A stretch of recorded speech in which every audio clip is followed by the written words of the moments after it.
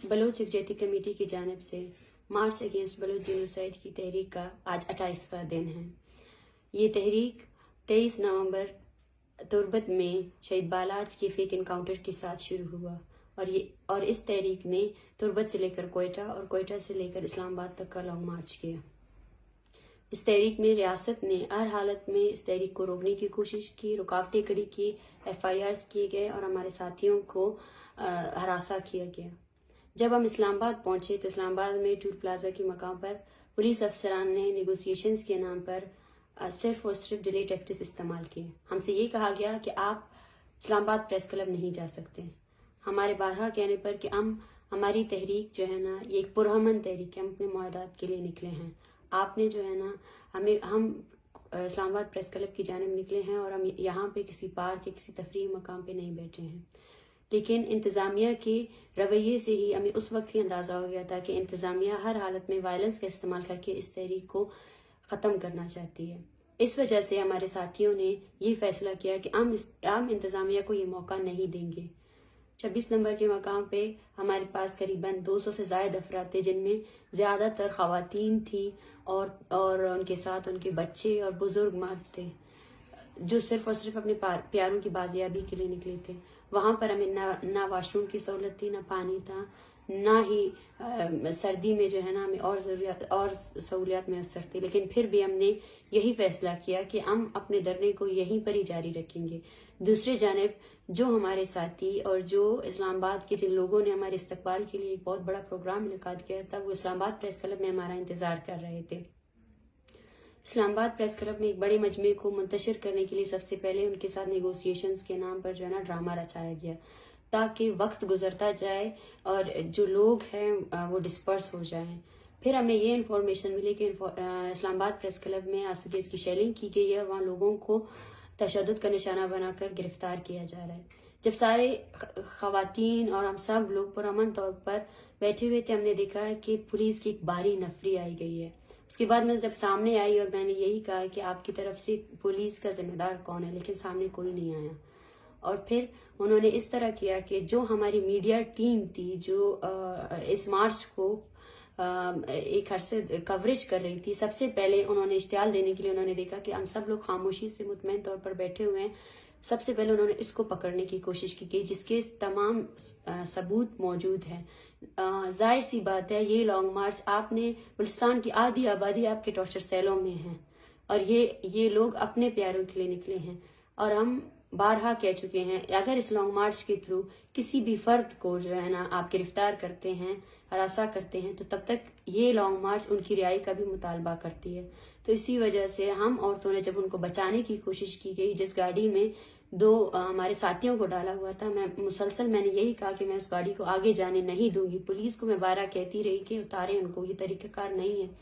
तो पुलिस ने वो गाड़ी तेज चलाई, जिससे सबसे पहले तेजी की वजह से सबसे पहले मुझे गिराया गया और उसके बाद उस गाड़ी में मौजूद जो है ना बोलान करीम की जो बहन है उनको भी गिराया गया। वो शदीद जख्मी हुई। आधा घंटा हमें लगा उस ट्रॉमा को करने के बाद, और फिर हमने फैसला किया कि हम फिर दरनागाह की तरफ जाएंगे। वहां से हमें ये इतलात मौसूल हो रही थी कि प्रेस क्लब में उन्होंने दोबारा से जो है ना लाठीचार्ज किया है और लोगों को जो है ना वो उठा कर ले जा रहे हैं। और फिर से जब हम बैठे दरनागाह की तरफ पहुंचे, हमारे सामान सारा वो लोग उठा कर ले गए थे और एक इंतहाई मुंतशिर सूरत हाल इन्होंने क्रिएट की थी। उसके बाद फिर से वो आए और फिर से अभी इस बार उन्होंने खवातीन को मारना शुरू किया और ये कहा कि मारो इनको, 2-3 को जब तक नहीं मारोगे ये लोग चुप नहीं होंगे। ये बातें मैंने खुद सुनी और मैं उससे बोलती रही। तो उसके बाद उन्होंने मेरे हाथ और पैर उठाकर जो है ना मुझे गाड़ी में फेंका, जिसकी वीडियो भी सारे मौजूद है। और जब हम पुलिस थाने पहुंचे तो मेरे साथियों को हमसे अलग किया जा रहा था, हमने उसकी भी मजम्मत की और तब हमें पता चला कि हमारे जितने भी साथी हमारे साथ आए थे उन सबको जो है ना इन्होंने गिरफ्तार किया है। और ना पुलिस स्टेशन में हमें कोई सहूलत दी गई ना कुछ। 6 बजे के दौरान जो है ना हम सारी फीमेल साथियों को उन्होंने वुमेन जो पुलिस स्टेशन है वहां पे जो है ना वो लोग हमें लेकर गए। वो पुलिस स्टेशन के नाम पे एक टॉर्चर सेल था, जिसमें हम तकरीबन 55 के करीब जो है ना औरतें थी। 6 हमारे साथ बच्चे थे, जिनमें 6, 7 साल और 8 साल के बच्चे थे हमारे पास। अलीशेर जो खुद एक छोटा बच्चा है, उसको पैनिक अटैक्स हुए थे सिर्फ और सिर्फ इनकी इसी तशद्दुद की वजह से, और वो गाड़ी से भी गिरा था। तो वहां पे हमें सबसे पहले रखा गया, ना ही फर्श पे हमें बिठाया गया, बैठने की जगह नहीं थी, हमारे सारे मोबाइल फोन्स खींचे गए। इन औरतों के पास इनकी सबसे कीमती चीज इनके प्यारों की तस्वीरें हैं, तो पुलिस ने टार्चर करने के लिए इनके प्यारों की तस्वीरें भी इनसे ली। वो बार बार मुझसे यही पूछ रहे थे कि डरना, ये लोग तो हमें तो उठा कर लेकर आ गए, लेकिन हमारे बच्चों की तस्वीरें कहाँ हैं, हमारे बच्चों की तस्वीरें ये लोग देंगे या नहीं देंगे। फिर पागलों के नाम पर जो है ना रियासती एजेंट्स को बिठाया गया था थाने में, जिनका मकसद ही यही था कि जितने शुरका बैठे हैं उनको टॉर्चर किया जाए। और फिर भी वो तमाम तकालीफ हमने काटे। हमारी साथी जो है ना वो वहां पे बेहोश हुई, बार बार मेरे कहने पर भी ना उसके लिए एम्बुलेंस लाया गया, और जो पानी तक हमें मुयस्सर नहीं की गई। जब सुबह हुई और सुबह होने के बाद बार बार हमारे साथियों की डिटेल्स ली गई, नंबर लिए गए, 6 से 7 मरतबा जो है ना ये सारे कवायद दर्ज किए गए, जिससे कि हमें ये खदशा है, क्योंकि ये हमारे साथ पहले भी हुआ है इस तहरीक में। जो हमारे जिम्मेदारान हैं बलोच यकजहती कमेटी के, उनके कॉन्टेक्ट्स लेकर उनके खानदान वालों को कांटेक्ट करके उनको हरासा किया जाता है। फिर 2 बजे के दौरान मुझे ये कहा गया कि आप मुज़ाकरात के लिए आपको ले जाया जा रहा है। इस दरमियान मेरा बैरूनी दुनिया से पूरा राब्ता कट हो चुका था। मैं मुसलसल उनको कह रही थी कि मेरे पर क्या FIR है, क्या वारंट है, ये बच्चे आप लोगों ने डाले हुए हैं, क्या वजह है। लेकिन वो तो बिल्कुल बात करने के लिए तैयार नहीं थे कि हम बात नहीं करेंगे आपसे, हमें पता ही नहीं है कि आप लोग क्यों यहाँ लाए गए हो। जब कचेरी से जो है ये थाने से कचेरी का रास्ता 5 मिनट का है, लेकिन मुझे 1.5 घंटे इस्लामाबाद की गलियों में सिर्फ गाड़ी में बैठे कर घुमाते रहे। और जब हम कचेरी पहुंचे, कचेरी में ना मुझे पेश किया गया। कचेरी में मेरे वकील हमसे मिले और हमें ये कहा गया कि आपकी रिहाई हो चुकी है और आपने अभी निकलना है यहाँ से। लेकिन उसके बाद वापसी में हम 5 मिनट में जब थाने पहुंचे तो थाने में एक बहुत बड़ी भारी नफरी थी, जिसमें मेल पुलिस अफसरान थे और फीमेल पुलिस अफसरान थे। जब मैं अंदर पहुंची तो हमारे साथियों ने, मिसिंग पर्सन्स फैमिलीज ने कहा कि वज़ीर आज़म की तरफ से कुछ लोग आए हैं, उन्होंने कहा कि हम आपको जो है ना लेकर जाएंगे कोयटा। तो ये खासा हैरान कुन लम्हा था मेरे लिए कि हम कोयटा से आए हैं, आप हमें क्यों लेकर जाएंगे, जो चीज़ हम मांग रहे हैं आप हमें वो क्यों नहीं दे रहे हैं। फिर इन फैमिलीज का और हमारा मुश्तरका फैसला ये था कि हम कोयटा नहीं जाएंगे और हम पुरअमन एहतजाज करने आए हैं। इस्लामाबाद प्रेस क्लब में हर किसी के लिए जगह है, तो हमारे लिए भी जगह होनी चाहिए। जब हम वहां से निकले तो वकील के सामने, साफियों के सामने एक इंतहाई वहशी अमल दोहराया गया, जिसमें औरतों को घसीटा गया और यही कहा गया कि मारो इनको। बच्चे चीख रहे थे और इनको बच्चों की चीखने की भी आवाज की कोई परवाह नहीं थी। दुपट्टे खींचे जा रहे थे, कमीजें खींची जा रही थी। और इस्लामाबाद शहर के सामने हम जब कहते हैं कि बलूचिस्तान में जो हो रहा है वो जबर आप लोगों को नजर नहीं आता, लेकिन जो चीजें इस्लामाबाद में हो रही हैं और उस पर भी अगर कोई आवाज नहीं उठाता, ये तो बायसे शर्म है। और जब वायलेंस बढ़ा और हमने देखा हमारे साथियों को ये बस में जबरदस्ती डाल रहे, तो इसी हंगामी में उनमें से किसी पुलिस अफसर का हाथ जो है ना फंस गया था। मैं मुसलसल कहती रही कि मुझे जगह दे, मैं इसको खोलूंगी, लेकिन यहाँ पे उन्होंने मुझे घसीटा, मुझे पकड़ा और मेरे बाल खींचे गए और मुझे अलग से किसी कमरे में जाकर 3-4 अफसरान ने जो है ना एक साथ जो है ना मुझ पर तशद्दुद किया। मैं खामोश रही, मैंने यही कहा कि आपका कसूर नहीं है, हम इस रियासत के किसी दूसरे अदारे के साथ हमारा कोई कन्फ्रंटेशन नहीं है। हमें ये कहा जाता है कि आप एंटी स्टेट जो है ना आपका नैरेटिव है। मैं उनसे ये सवाल करती हूँ कि स्टेट है क्या, और अगर हम एंटी स्टेट नैरेटिव रखते तो हम सड़कों पे दरपदर नहीं होते। हम आपकी सड़कों पर आपसे इंसाफ मांग रहे हैं, आपके अदारों से इंसाफ मांग रहे हैं, आपकी सुप्रीम कोर्ट से इंसाफ मांग रहे हैं, आपकी कौमी असम्बली से इंसाफ मांग रहे हैं। लेकिन ये सारा जो अमल था ये इसलिए किया गया कि हमें इश्तियाल दिया जाए, हमारे लोगों को मारा जाए। और अब भी हमारे 14 के करीब जो स्टूडेंट्स हैं उनका कोई पता नहीं है कि वो कहाँ हैं, और हमें खतरा है कि उनको भी मार दिया जाएगा। मगर ये तहरीक यहाँ नहीं रुकेगी।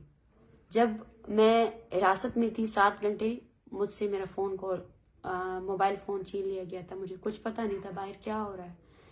7 घंटे बाद जब मुझे ये कहा गया कि आप IG से मिले, IG साहब से मुलाकात के बाद हम अपने मुतालबात पर टिके हुए हैं। हम यहाँ पुरअमन एहतजाज करने आए हैं, और अगर इस्लामाबाद प्रेस क्लब जो है ना वफाक है और इस्लामी जमहूरिया पाकिस्तान का कैपिटल है, तो उसमें बलूचिस्तान के लिए भी जगह होनी चाहिए।